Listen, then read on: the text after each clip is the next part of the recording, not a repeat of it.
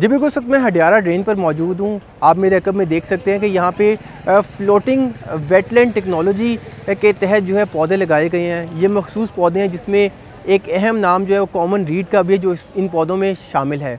इन पौधों के ज़रिए जो नालों का आलूदा पानी है उसको साफ़ किया जा सकेगा। जो Punjab municipal development end fund company है उनके मुताबिक ये 500 मीटर तवील जो है हडियारा ड्रेन के ऊपर रायवन रोड के करीब जो है ये जो बेड्स हैं प्लांट्स के वो लगाए गए हैं ताकि जो पानी है उसको साफ़ किया जा सके। और तवक्को ये है कि जो नाले का पानी है उसको ये 30% ये जो पौधे हैं वो साफ़ करने की सलाहियत जो है वो रखते हैं। अलबत्ता जो ये पौधों की जो ज़ेरे ज़मीन जब रूट्स निकलेंगी तो वो रूट्स जो हैं वो जो बैक्टीरियल मादा है उसको एब्जॉर्ब करने की सलाहियत जो है वो रखती होंगी। तो मुतलका हुकाम की राय में ये तकरीबन 3 माह के बाद इसका जो प्रोसेस है वो शुरू होगा और जो गंदगी है, आलूदगी है इस नाले के अंदर उसको साफ़ करने में ये जो पौधे हैं वो मुआवन साबित जो है वो हो सकेंगे।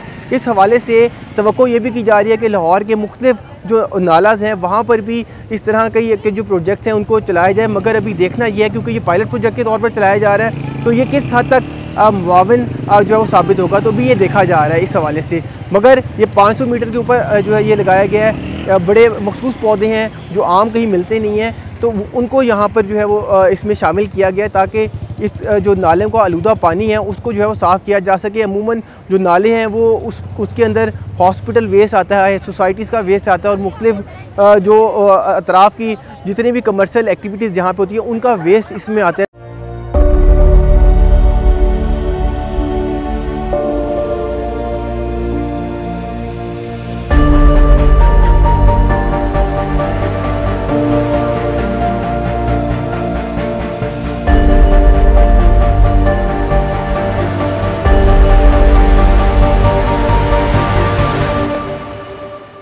आलूदा पानी एक बड़ा संगीन मसला बन रहा है और उसके ज़रिए से आपकी वाटर बॉडी आलूदा होती है और उसके ज़रिए में आपकी आबी हयात भी ख़राब होती है। तो इस सिलसिले में जो तालाब थे देहात में जो पॉन्ड से उसको तो PMDFC ने निबजी की मदद से National Institute of Genetic and Biological Engineering organisation है उनकी मदद से हमने फ्लोटिंग वेटलैंड लगाए, यानी नबाताती तरीके से हमने पानी को साफ़ किया, यानी पौधों के ज़रिए जो फ्लोटिंग प्लांट्स हैं उनके ज़रिए उन पॉन्ड्स को हमने साफ़ किया, उसकी पोल्यूशन लोड कम की, BOD कम की, COD कम की।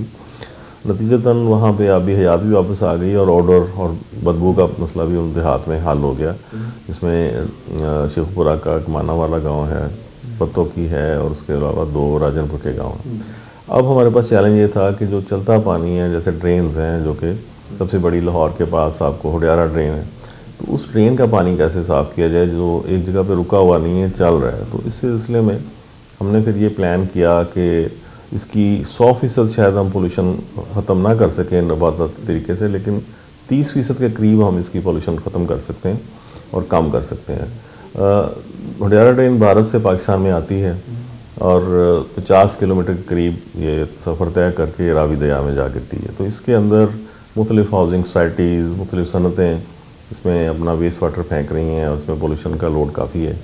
और इर्द गिर्द के जो आबादियाँ हैं, अतराफ़ में जो लोग रहते हैं या तालीमी इदारे हैं, वहाँ पे ना सिर्फ ये कि बदबू का मसला है, दूसरा उनकी जो इलेक्ट्रॉनिक्स हैं या ECs हैं, मुख्तलिफ ऐसे गैजेट्स हैं वो ख़राब होते जा रहे हैं और क्वालिटी ऑफ लाइफ भी ज़ाहिर ख़राब है। एयर क्वालिटी पहले ही एक इशू है हमारा। 500 मीटर यानी आधा किलोमीटर की रीच पे हमने फ्लोटिंग प्लांट्स लगा दिए हुए हैं रायवन रोड के करीब, और उसके नतीजे में तकरीबन 2 माह लगेंगे जिसमें उसकी रूट्स की लेंथ बढ़ती जाएगी और उसके बाद फिल्ट्रेशन का अमल करेंगी वो जड़ें उसकी, उन पौधों की जो कॉमन रीड और काना और इस तरह के मुख्तलिफ पौधे हैं जो पानी को साफ़ करते हैं जो मकामी हैं, तो उनकी जड़ों की लंबाई बढ़ने में 2 महीने लग जाएंगे। तो जनवरी तक हम तवक्को रखते हैं कि 30% पोल्यूशन लोड और आउटडोर लोड कम हो जाएगा, एयर क्वालिटी बेहतर हो जाएगी। इसकी क्वालिटी बिफोर एंड आफ्टर वो तो हमने सैम्पलिंग उसकी पहले से शुरू कर रखी है कि इस वक्त पोल्यूशन लोड क्या है, BOD COD इसकी अपस्ट्रीम क्या है, डाउनस्ट्रीम क्या है, वो उसको चेक कर रहे हैं।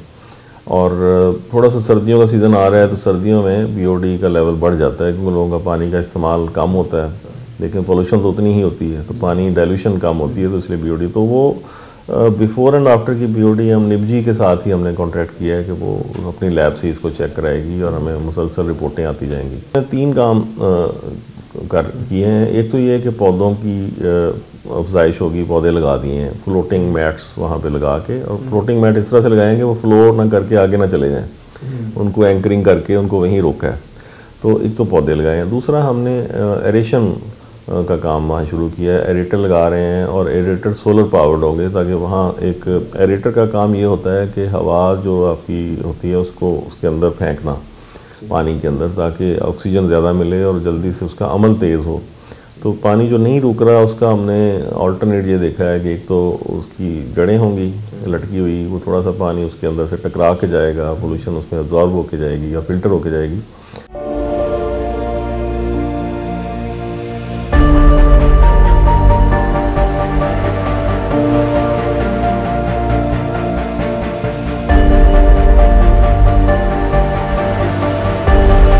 इनका तरीकाकार ये है कि ये जो इनकी रूट्स हैं इन पौधों की, जब वो नाले के अंदर जाएंगी तो उनमें ये सलाहियत होगी कि वो नाले के अंदर जो आलूदा मवाद है उसको वो अब्जॉर्ब कर सकें। तो ये सलाहियत इन पौधों के अंदर मौजूद है। तो अभी इनको पायलट प्रोजेक्ट के तौर पर यहाँ पे लगाया गया, और ये मजमूई तौर पर 8 पौधों की जो बेडिंग है वो यहाँ पर की गई है। और इसका मकसद सिर्फ ये है कि जो आलूदा पानी है नालों का, क्योंकि इससे आबी आलूदगी जो है वो बहुत ज़्यादा फैल रही है, तो इसको किसी हद तक जो है वो कम किया जा सके।